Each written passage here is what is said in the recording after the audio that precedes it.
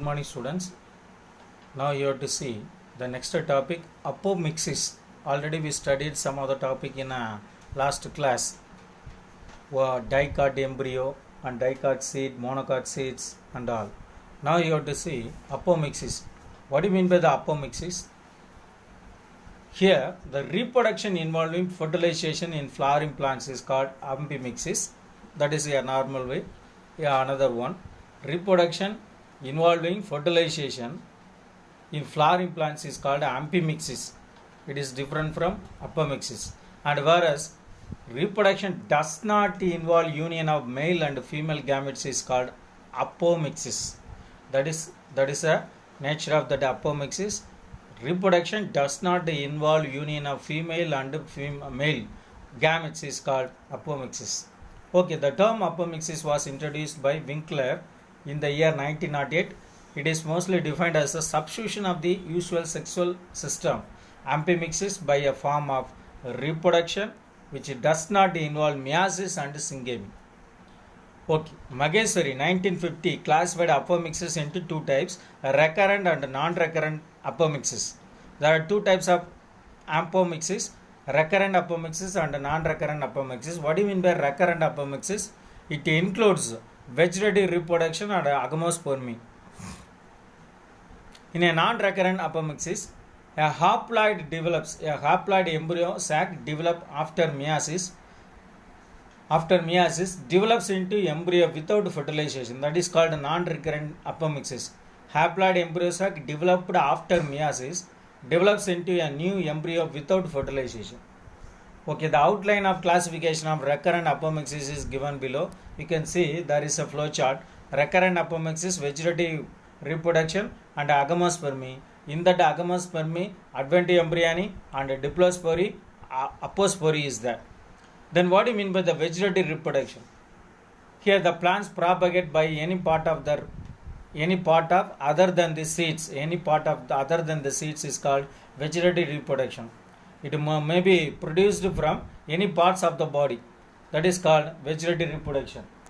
So first one, bulbils, Fritillaria imperialis, bulbs, allium, runner, mentha arvensis, sucker, chrysanthemum.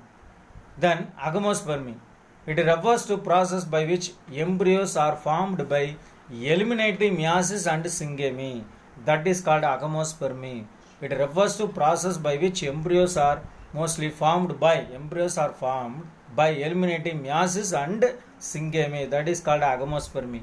Then adventium embryoni. And in that adventium embryoni, embryo arises directly from the diploid saprophytic cells. A diploid saprophytic cells either from nucellus or integument.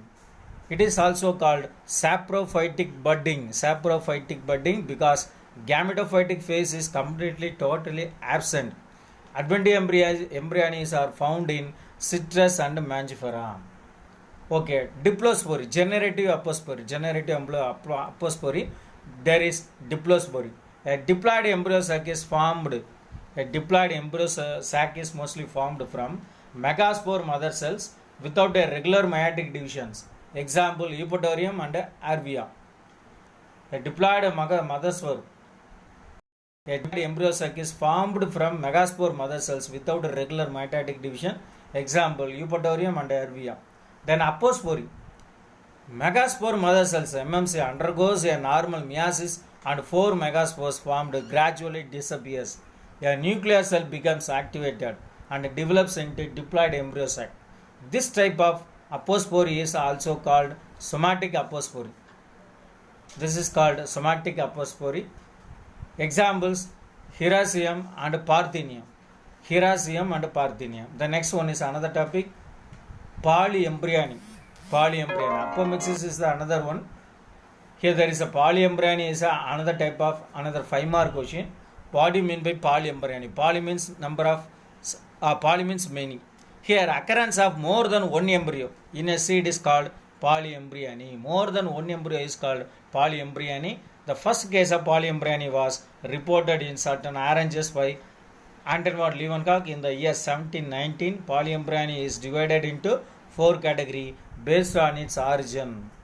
Okay, you can see the structure of polyembryony, zygotic embryo, then endosperm and antibodial embryo. These are the polyembryony. The embryo sac of Almus glabra showing zygotic and antibodial embryo. Then first one, cleavage polyembryony. Cleavage polyembryony mostly occur in orchids. Then formation of embryo by cells of embryo sac other than the egg.